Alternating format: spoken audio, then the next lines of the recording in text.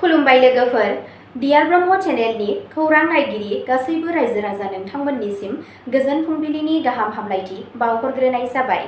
आं दिनै नोंथांमोननि सिगाङाव आरोबाव माखासे गोदान खौरां लानानै फैबावलायबाय। आसा खालामो नोंथांमोनहा खौरांखौ खोनासंनानै मोजां मोनगोन। दिनैनि गाहाय रादाबफोराव दङ तिनिसुकियानि पुलिस केम्पआव ग्रेनेड गाग्लोबनायाव 4 जोखोम।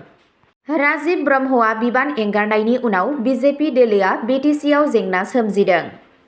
कंग्रेसनि टिकेटखौ लानानै दान्थे-बिदान्थे जानायनि उनाव बिजनीआव दुंहाव थासारि। बिजनीआव जुबिन गार्गनि सावगारिखौ बुफायनायनि उनाव एफआइआर थिसनदों। आलफा आइआ तिनिसुकिया पुलिस केम्प गाग्लोबनायनि दायखौ लायो। नारायणपुराव जानाय इन्टार क्लाब वुशु बादायलायनाय। बिसायख'थिनि उनाव डिमा हासावआ मोननै गोदान जिल्ला मोनगोन सीएम शर्मा। दानिया फैदो आबुं रादाबाव। गिबि खौराङावनो दङ तिनिसुकियानि पुलिस केम्पआव ग्रेनेड गाग्लोबनायाव 4 जोखोम। सनिबारनि मोनायाव तिनिसुकियानि पुलिस बादायाव ग्रेनेड गाग्लोबनायाव खमैबो 4 सुबुंफोरा जोखोम जायो। खौरां मोननाय बादिब्ला सिनायमोनै दुथां सुबुंफोरा बादायाव ग्रेनेड खुबैदों, जायनि जाहोनाव ओनसोलाव गिखांनाय सोमजिदों। बे बेरफ्रुनायाव 4 सुबुङा जोखोम जायो आरो बिसोरखौ फाहामथाय होनो थाखाय गोख्रैयै फाहामथाय होनाय जायो। पुलिस आरो रैखाथि हान्जाफोरा थाबैनो जाथाय जायगायाव सौहैयो आरो गाग्लोबनायाव लोब्बा थानाय सुबुंफोरखौ नागिरनो थाखाय नागिरनायनि हाबाफारि जागायो। जाथाय जानायनि उनाव जायगाखौ सिल खालामनाय जादों आरो रैखाथि गोख्रों खालामनाय जादों। नायबिजिरगिरिफोरा बे गाग्लोबनायनि गुबै थांखिखौ मिथिनो नाजागासिनो दं आरो माबाफोर उदखारि हान्जायाबो लोब्बा दं ना गैया बेखौ मिथिनो नाजागासिनो दं। जाथायनि सायाव पुलिसआ नायबिजिरबाय थानायनि जाहोनाव गुवारै मिथिनो मोननाय जायाखै। नैथि खौराङाव दङ राजिब ब्रह्मआ बिबान एंगारनायनि उनाव बिजेपि दोलोआ BTCआव जेंना सोमजिदों। गागि दैदेनगिरि राजिब ब्रह्मआ दोलोनिफ्राय बिबान एंगारनायनि उनाव बिजेपि दोलोआ बड'लेण्ड टेरिटरियेल काउन्सिल BTCआव आरोबाव मोनसे झटका मोनबावदों। बिजेपिनि BTC इउनिटनि हादोरसा मावफुं सोद्रोमा थानाय ब्रह्म बिथाङा रबिबारखालि हादोरसा आफादगिरि दिलीप सयखियानो बिबान एंगारनानै होयो। गावनि लाइजामाव बिथाङा बुंदों दि बिथाङा गावारि जाहोननि थाखाय थाबैनो गोहोम गोग्लैनायजों दोलो आरो बेनि गुदि सोद्रोमाखौ नागारगोन। बिबान एंगारनायनि उनावनो बिथाङा उदां बिजाथि महरै फैबाय थानाय बावखुंग्रि बियाबाव बिसायख'थि गेलेगोन होननानै फोसावो। BTC काउन्सिलनि सोद्रोमा प्रभात बसुमतारीआबो बिबान एंगारनायनि जाहोनाव थासारिया बांसिन गिख्रंथाव जादों।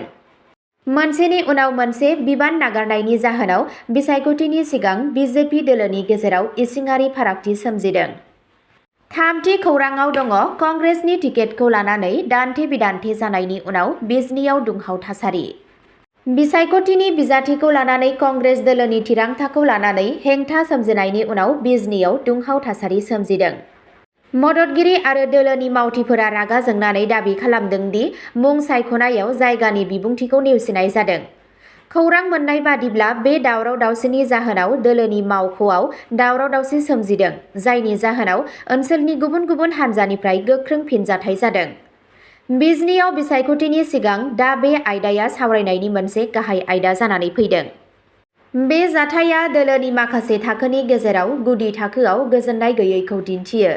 राजखान्थि नोजोरहोगिरिफोरा बुङो दि बे जौगाखांनाया फैबाय थानाय सानफोराव दोलोनि सावगारि आरो बियाबनि ओनसोलारि फोसावदिंनायाव गोहोम खोख्लैनो हागौ।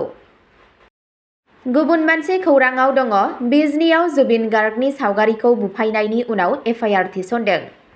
बिजनी टाउननि मोनसे पार्टी मावख'नि सिङाव मुंदांखा असमिया रोजाबगिरि जुबिन गार्गनि सावगारिखौ बुफायनायनि उनाव बिजनी पुलिस थानायाव एफआइआर होनाय जादों।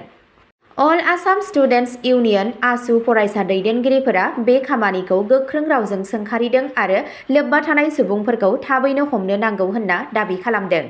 बिथांमोनहा बुङो दि जुबिन गार्गआ आसामनि हारिमुआरि नेरसोन आरो बिथांनि सावगारिखौ लाजिफोनांनाया सुबुंफोरनि गोसोनि साननायखौ दुखु होदों।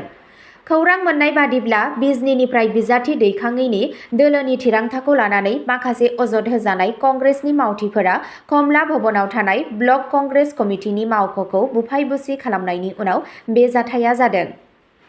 बाथि खौराङाव दङ आलफा आइआ तिनिसुकिया पुलिस केम्प गाग्लोबनायनि दायखौ लायो।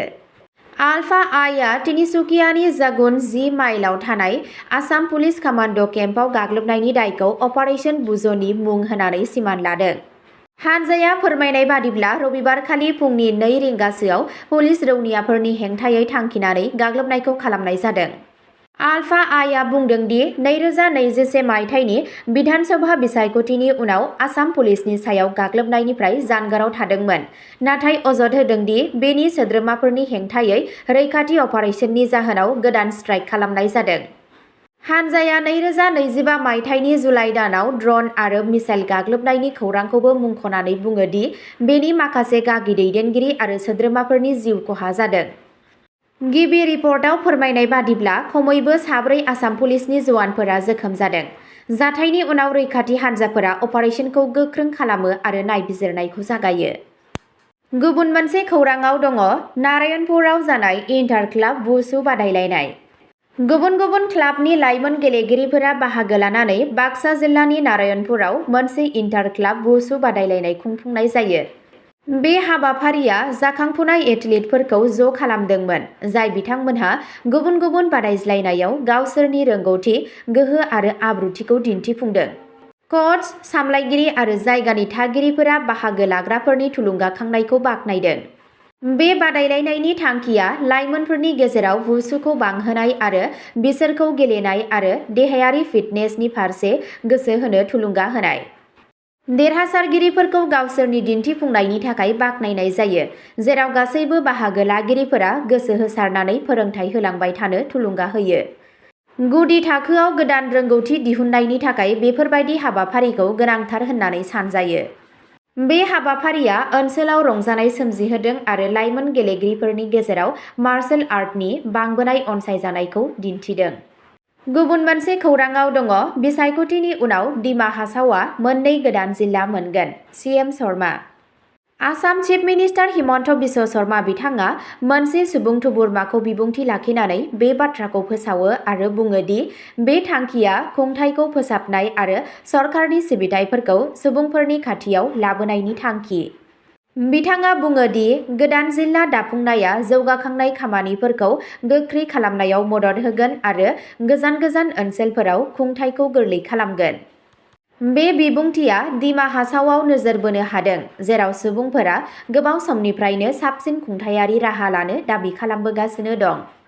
हिमन्त बिश्व शर्मा बिथाङा बेखौबो बुङो दि सरकारा हाजो ओनसोलफोरनि जौगाखांनायनि थाखाय थांखि दं। बिसायख'थिनि उनाव थांखि जानाय जिल्लाफोरनि सोमोन्दै गुवारै फोरमायथि होनाय जागोन होनना साननाय जादों। अब्ला दिनैनि खौरां फरायथिनाया एसेनोसै। गोजोन्थों।